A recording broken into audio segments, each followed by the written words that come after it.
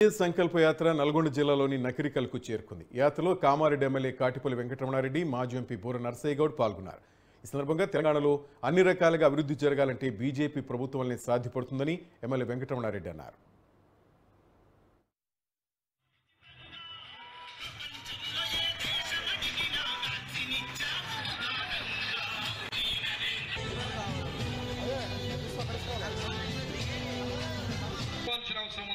ఈ భారతదేశంలో అన్ని మతాల వారు హిందువులే, వీరందరూ కూడా ఖచ్చితంగా దానికి సహకరించాల.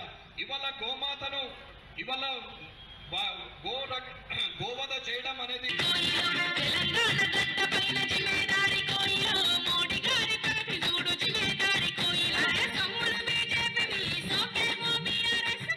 పాత ప్రభుత్వము అప్పుల పాలు చేసింది, 7 లక్షల కోట్లను ప్రజల నెత్తి మీద పెట్టిపోయింది అని చెప్తూ శ్వేతపత్రాలు రిలీజ్ చేయడంతో పాటు ఆ పేపర్ ఖర్చు కూడా అప్పులలో ఇంకొక రూపాయి పెంచడమే తప్ప ప్రజల మీద భారం వేసే తందుకు తప్ప ఆ పార్టీ అంటే కాంగ్రెస్ ప్రభుత్వము ఇవాళ శ్వేతపత్రాలను ఒక పాంప్లెంట్ లాగా వాడి, అడ్వర్టైజ్మెంట్ లాగా వాడి ప్రజల్లోకి తీసుకురావడానికి ప్రయత్నం చేస్తుంది తప్ప ఇప్పటివరకు చేసిన నిర్వాహకం ఏం లేదు. ముఖ్యమంత్రి గారు ఆలోచించాలి అసలు ఏం చేస్తున్నామని.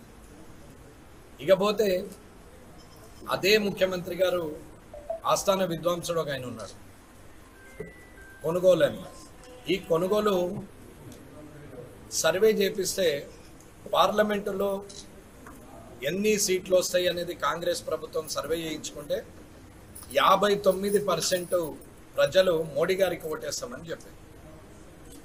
అన్న మామూలుగా మోడీ గారిని చూసే 59% ప్రతి నియోజకవర్గంలో ఓటేస్తామని ప్రజలు చెప్పినప్పుడు అదే నియోజకవర్గంలో అభ్యర్థిగా ఉన్నటువంటి వ్యక్తికి 10-15% ఉన్నా అది 70% వరకు 75% వరకు ఇవాళ ఓటింగ్ పోతుందంటే కాంగ్రెస్ పరిస్థితి ఎలా ఉన్నదో చూడండి.